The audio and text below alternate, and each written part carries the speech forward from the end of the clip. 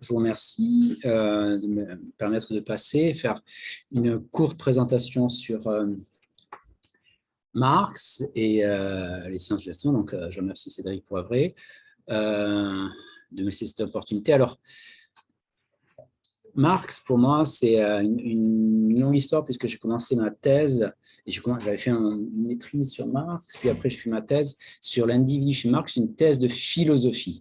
Et l'intitulé, c'était l'individu chez Marx. Et ayant bifurqué vers les écoles de commerce, et puis après une habilitation en sciences de gestion. Donc, ce qui m'a intéressé, c'est relier tout cela et bon, peut-être aussi rationaliser a posteriori une démarche en me disant, bon, finalement, Marx, évidemment, ce sont les sciences de gestion, mais ce n'est pas si évident que ça.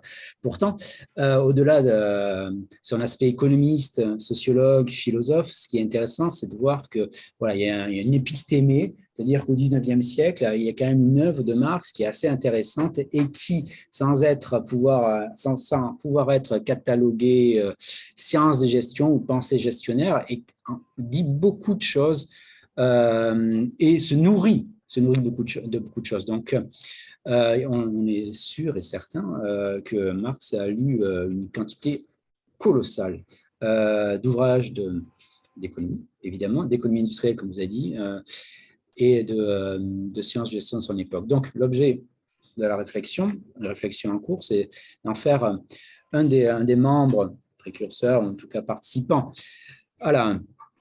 aux sciences de gestion et aussi considérer ces deux principaux legs. Alors, d'abord, le premier point pour situer et pour aller rapidement, donc il est directement contemporain de cette période, on a l'auteur ici, Management Thought. Donc, on a, malgré tout, même s'il est contemporain, on se rend compte qu'il y a beaucoup de travaux en langue anglaise et même française qui ne le citent pas. Et donc, on peut citer, par contre, à l'inverse, de manière exceptionnelle, ceux qui le citent. Donc, soit Witzel ou Capet en 62 pour la première fois, qui a cite les marxistes dans son rapport. Mais en fait, en guise de marxiste, c'est plutôt Marx qui cite, puisque les marxistes, il ne les lit pas ou les cite pas du tout.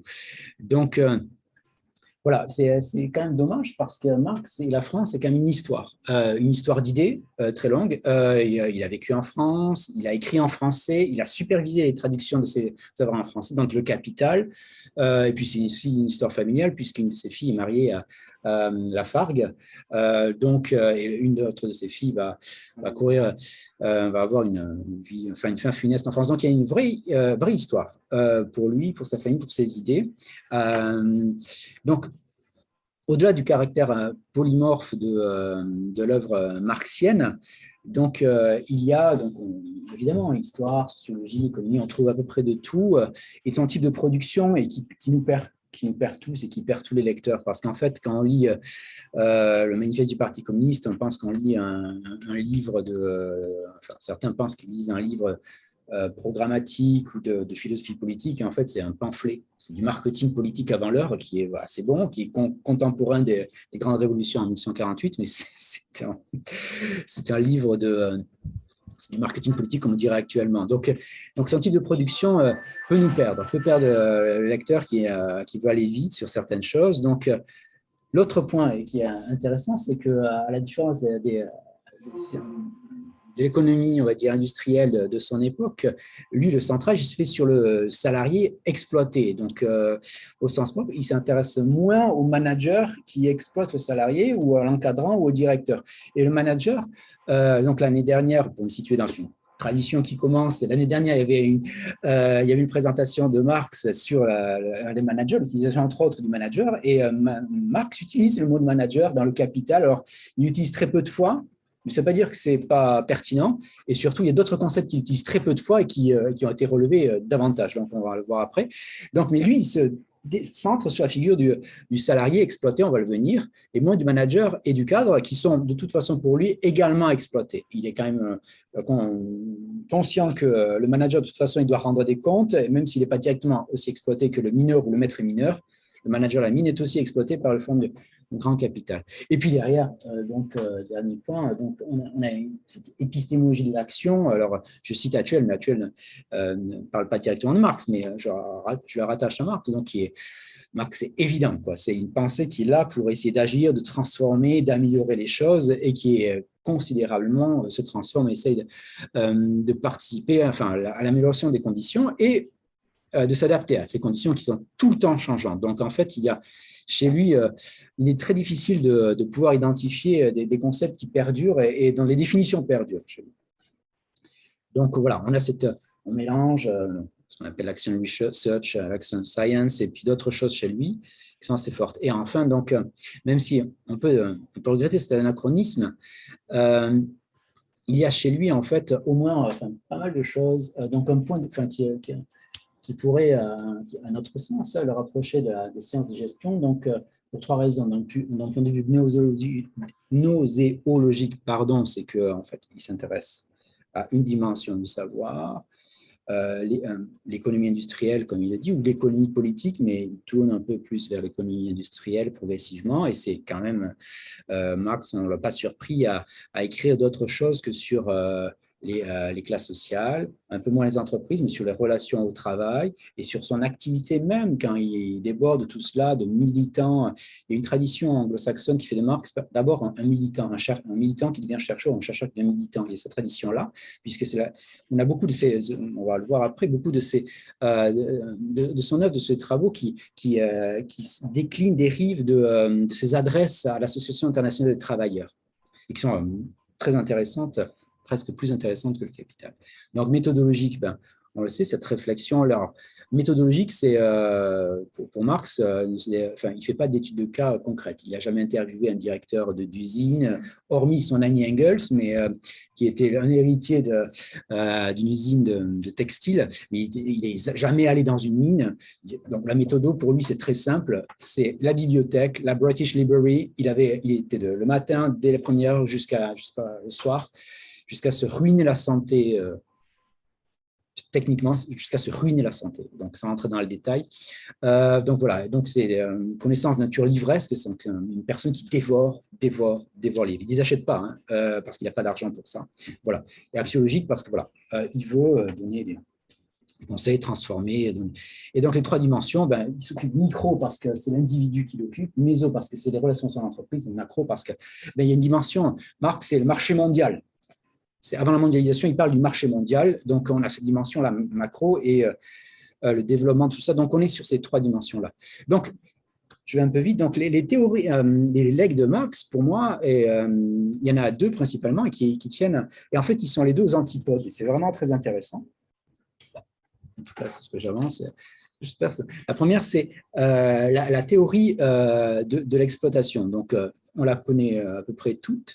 Mais cette théorie de l'exploitation, donc, elle se base sur une dimension particulière de l'homme. Et ce que je vais vous dire, c'est que comprendre Marx, c'est comprendre aussi qu'au travers des sciences de gestion, en fait, on s'adresse à une vision particulière de l'homme. C'est-à-dire que les relations qui sont mises en avant se basent toutes sur la conception qu'on a de l'individu. Si l'individu, on l'estime libre, apprenant, progressif ou complètement théorie X ou théorie Y, ou complètement centré sur lui-même, incapable d'évoluer, incapable de se transformer, mu par des instincts, par des passions et incapable de le dépasser. Que ces théories-là soient avancées de manière claire dans la science de gestion ou qu'elles ne le soient pas, de toute façon, elles sont toujours induites. C'est dis-moi comment tu gères les hommes, je te dirai comment tu penses que les hommes sont, les hommes ou les femmes. Et en fait, ce qui est intéressant, donc à la suite de la discussion qu'on a eue il y a 2-3 semaines, j'ai cherché les auteurs. Donc il y a beaucoup d'articles, il y a pas beaucoup, mais il y en a quand même quelques-uns qui s'attachent justement à la pensée, par exemple, Smith et Ricardo pour les économistes classiques, mais aussi Mayo, Milgram, même Maslow, sur la conception qui se détache des individus. Et les sciences de gestion, c'est pas autre chose, c'est voilà, on essaie de trouver des préceptes, de comprendre tout cela, mais il n'empêche que derrière, en creux, ou affirmé, c'est une conception de l'homme qui se détache. C'est simple, c'est une conception de l'homme, de la femme. Voilà, donc, donc l'idée est là, c'est que nous avançons pour la conception de l'individu, font toute pensée en sciences de gestion. Or, chez Marx, le concept de l'homme, il est particulier parce qu'il constitue une exception. Pourquoi ? Parce que on a chez lui quelque chose qui évolue franchement grandement. Et donc, comprendre, c'est directement comprendre que chez lui, ça évolue. Alors, ma thèse, je ne vais pas revenir sur ça, ma thèse, c'est directement distinguer trois philosophies marxiennes basées sur trois conceptions de l'individu. Alors, elle était, moi, je me basais sur le travail qui avait déjà été un peu fait, où on considérait deux philosophies marxiennes. Bon, je suis rien un peu plus loin, c'est le propre d'un thésard que d'essayer de couper les cheveux en quatre. Donc, voilà, j'essaie de rendre les choses plus, en tout cas, claires à mon sens. Donc, il y a trois philosophies. C'est intéressant parce qu'en fait, souvent, on justifie Marx en allant chercher des œuvres de ci, de là, et donc en trouvant des choses complètement opposées alors qu'elles sont successives, mais qu'elles ne se répondent pas totalement.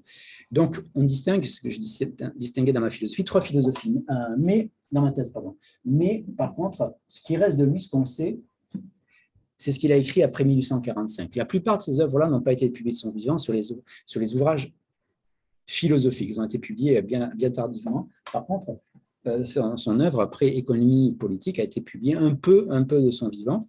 Mais à partir des années 1845, c'est le Marx de la postérité, celui qu'on connaît avec la barbichette blanche et l'ennemi du capital. Pardon ? Oui, une vraie barbe. Une vraie barbe de bourgeois, comme avait Bakounine, comme avait d'autres. Donc la théorie de l'exploitation, donc c'est pour ça que j'insiste, post-45, parce qu'en fait, alors c'est pas lui qui l'invente. La théorie de l'exploitation, c'est pas lui qui invente l'idée des classes. Donc, elle s'articule autour de trois étapes, cette pensée de l'exploitation.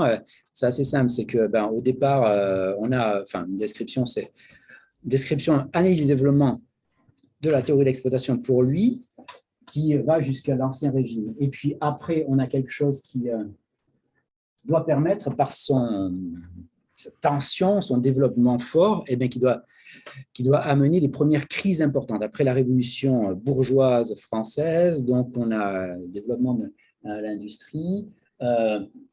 Après la proto-industrie, mais l'industrie, on est justement, ça c'est, vous avez raison, on est sur le mode, il faut garder en tête qu'on est toujours sur le mode de la première révolution industrielle et que lorsque Marx lorsqu'il publie en 1867 son Capital, ça fait 20 ans qu'il est dessus, et 20 ans qu'il lit des notes de la British Library, et en fait, c'est des notes qui sont entre 1848 et 1860. Donc, c'est daté quand même.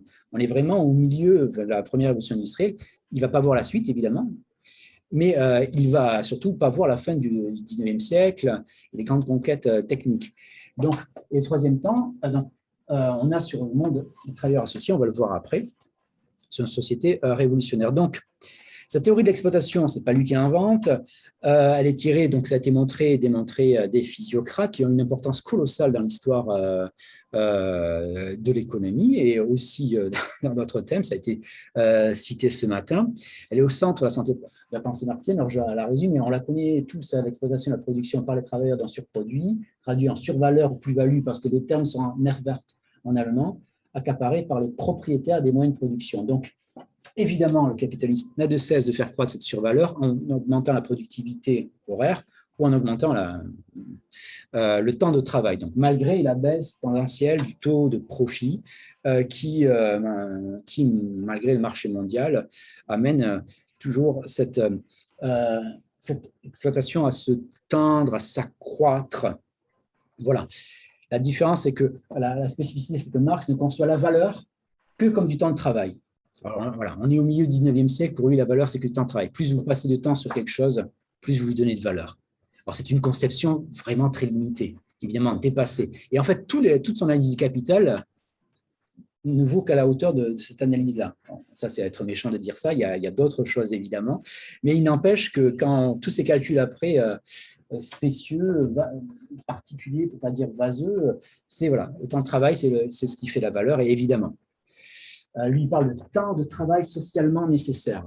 Temps de travail socialement nécessaire. Ça évoque quand même des choses qui ont été écrites dans les années 70-80, mais lui, il a écrit simplement ça un siècle avant. Donc, temps de travail socialement nécessaire. Donc, évidemment, les mythes théories d'exploitation sont fortes. On revient sur la dualité apparente de la lutte des classes, que lui-même critiquait. Je vais rapidement, mais on le sait tous maintenant, puisque c'est quand même clair, on connaît tous l'opposition de la lutte des classes d'un manifeste du Parti communiste, mais 2 ans après, Marx, lorsqu'il publie la lutte des classes en France, il dit qu'en France, il y a 7 classes. 7. Et la principale, c'est la classe agricole, évidemment. Et donc, 2 ans après, donc lui, il était conscient de ça, mais il est resté sur cette ligne-là, officiellement, pour être compris. L'autre chose, c'est qu'en 1800, dans le Capital, vous trouvez des traces de la classe moyenne. La classe moyenne, c'est écrit chez Marx. La classe moyenne et la classe des médecins et professeurs et maîtres de conférences d'université. Il en parle, donc une classe à part. Il en parle donc. Donc voilà. Donc lui-même, il est au courant de ça, mais lorsqu'il réédite quasiment à la fin de sa vie le Manifeste du Capital, en préface, il dit ces analyses-là, on ne le dirait pas de la même manière, elles sont déjà dépassées. Mais la plupart des gens qui lisent le Capital évacuent la préface. Alors que lui-même, il le dit, Engels a répété après, on n'écrirait pas les mêmes choses maintenant, ça c'est sûr, mais bon, les gens ont gardé ça.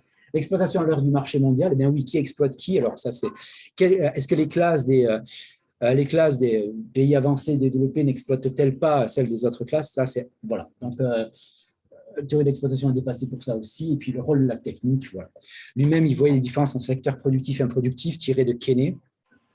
Multiplicatif et additif. Additif, c'est l'industrie pour lui. Multiplicatif, c'est l'agriculture. Pourquoi? Parce qu'on plante un grain, on en a 10, alors que dans l'usine, c'est beaucoup moins. Mais il est contemporain de la première révolution industrielle. Tout ça, il n'anticipe pas. Tout ça, il ne peut pas le voir.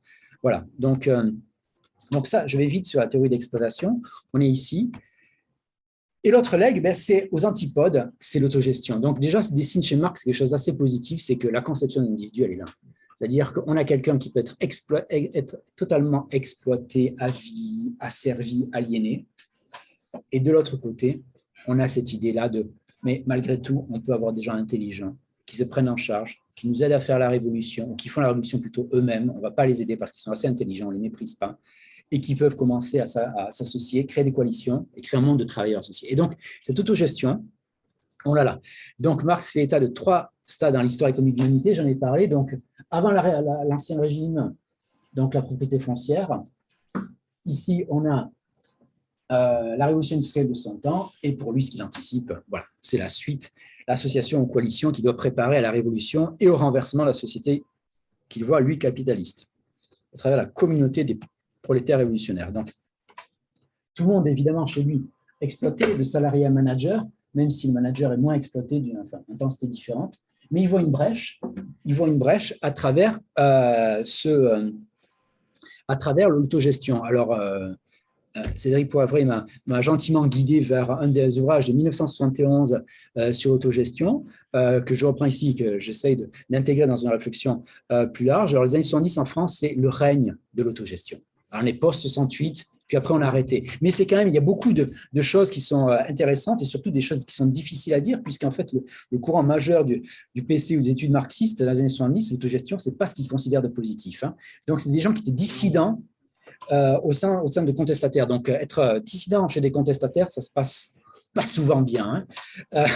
Et l'homme, donc Bourdieu, qui a écrit ça, et d'autres, voilà, ils en ont, je pense, assez souffert, ce qui est leur travail est quand même assez remarquable malgré tout. Donc, même imparfaite, les associations ou expériences d'autogestion, imparfaite, c'est lui qui le dit, Marx qui le dit, donc il en est conscient, ne doivent pas souffrir d'intervention extérieure, ni d'un parti élu, ni d'un groupe clairvoyant, il le dit. Donc, on ne peut pas mépriser les gens. Donc, évidemment, toutes les horreurs du XXe siècle derrière, c'est quelque chose qui, pour lui, est complètement, c'est une folie.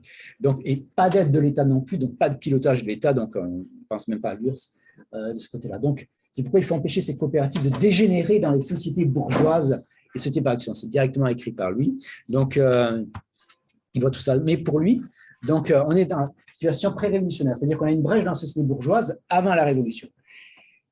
Et après, normalement, il se passe la révolution.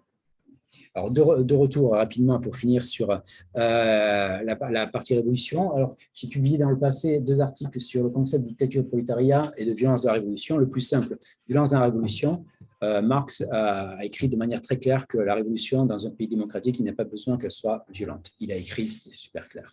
Voilà. Donc, il n'y a même pas besoin de... Voilà, donc... j'ai écrit, mais d'autres ont écrit sur ça. Barbie a écrit sur ça il y a 20 ans. J'ai écrit également sur ça. Donc voilà, ça c'est la première chose. Concept de dictature de prolétariat, je fais écho à manager. Manager, ça n'apparaît que 7 ou 8 fois dans le Capital. Mais ce n'est pas nécessaire pour disqualifier le concept. Pour rappel, l'idée de dictature du prolétariat qu'on connaît tous, dans toute l'œuvre marxienne, 12 000 pages en français, ça apparaît 17 fois. Il y a un concept qui apparaît 17 fois et qui a fait florès au XXIe siècle, c'est ce concept de dictature prolétariat. Voilà. Bon. Mais lui, c'est pas ce qu'il développe le plus. Alors, une fois que j'ai fini ça, il faut attendre la fin de la vie de Marx pour que ce dernier se penche sur ce qu'il entend par société communiste. Eh oui, dans le programme du Gotha. Donc, c'est comme si un universitaire ou quelqu'un se penchait sur le programme de la NUPES. Littéralement, c'est ça. Et disait, bon, maintenant, le monde post-NUPES, ça va être ça. Lui, c'est ce qu'il fait. Okay, c'est le programme du Gotha, un parti ouvrier allemand. Donc, seulement en 1975, quelques années avant sa mort, à 8 ans. Donc, pour lui, c'est très simple. La distinction entre deux faces, elle est là, dans un monde post-révolutionnaire, socialisme, communisme. Il faut d'abord produire en quantité suffisante afin de distribuer de manière équitable. Donc, le socialisme, bon, vous avez la définition là, vous la connaissez, abolition des différences de classe tout court. Donc, c'est une société coopérative fondée sur la propriété collective des moyens de production, due à l'abolition de la propriété privée. Donc, voilà, on est toujours sur la question de valeur, une même quantité de travail, etc. C'est une société qui est un peu, je ne dis pas violente, mais en tout cas, une société dans laquelle, en fait, il faut appliquer un droit inégal. Alors ça, Lénine et Staline vont s'en souvenir. Donc, une société, pour redresser les choses, il faut appliquer un droit inégal pour un travail inégal, comme tout droit. Avant, on a un droit inégal bourgeois, ben là, on a un droit inégal socialiste, donc il faut contraindre. Il le dit, il n'explique pas comment il n'anticipe pas que cette contrainte peut être vraiment très violente. Ça, c'est le problème. Et l'autre chose, deuxième aspect, donc cette autogestion-là, eh bien, autogestion après une période qui ne définit pas, parce qu'il ne la définit pas, on ne sait pas combien de temps le socialisme va durer, mais pour lui, il voit, donc voilà, il n'y a plus de contraintes, l'État va disparaître, la société communiste se développe sur ses propres bases, mettant fin à l'État, donc on a une citation de lui, de producteurs libres et égaux qui agiront en connaissance de cause selon un plan commun et rationnel. Donc on est dans l'autogestion totale. À cette époque-là, l'autogestion, enfin, le terme n'apparaît pas là. Hein.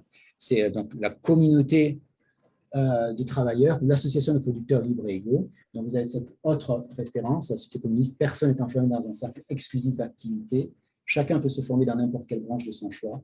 C'est la société qui règle la production générale, qui me permet ainsi de faire aujourd'hui telle chose, demain telle autre. Bon, et puis après, on franchit allègrement les barrières de l'utopie. Mais si on garde ça, on se dit, mais attends, on a quelque chose là, on a quelque chose qui tient de la vulgate managériale du XXIe siècle. Et on a quelque chose d'assez intéressant quand même. Parce que donc, dans ce type de le travail change entièrement de nature, il ne dépossède plus l'individu lui-même et lui permet au contraire d'être lui-même et de se réaliser pleinement. On est au XXIe siècle. Là. Okay, et le travail devient affirmation active de soi. Donc, voilà. Tout l'aspect positif. Donc, on est passé, les deux legs, ils sont là. On a la théorie d'exploitation et de l'autre côté, on a ce travail qui devient affirmation active de soi. C'est plus simplement un moyen de vivre, mais le premier besoin de la vie, en tant qu'il favorise le développement de toutes ses capacités. Voilà. Bon, et puis là, on a une autre fois la frontière de à l'utopie qui est dépassée, à chacun selon ses capacités, à chacun selon ses besoins. Bon, on sait que, hélas, c'est quelque chose d'inaccessible.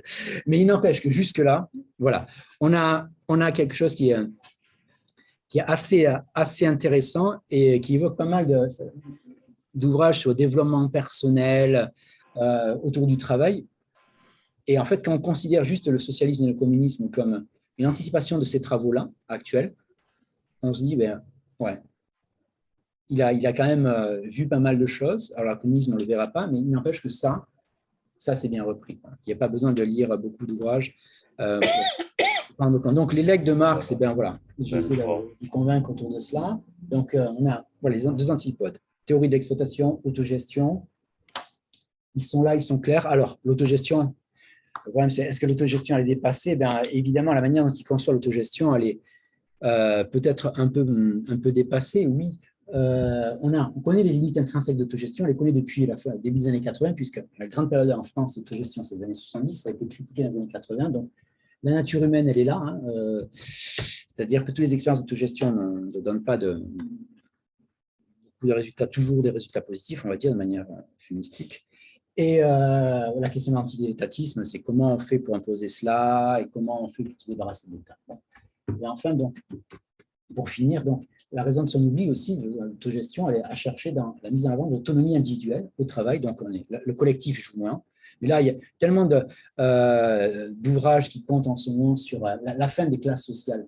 Donc, il y a dernièrement, François Dubé a publié Tous inégaux comme livre, qui est vraiment très, très important et qui va dans ce sens-là, hein, fin d'autonomie individuelle au travail, enfin, mise en avant de l'autonomie individuelle au travail, fin de l'aspect collectif, quoi, littérature managériale, sociologie et philosophie. Et pour avoir relu Foucault il y a 1 an ou 2 ans, ce qui est intéressant, c'est que Foucault parle de société capitaliste qui invite chacun à devenir entrepreneur de lui-même.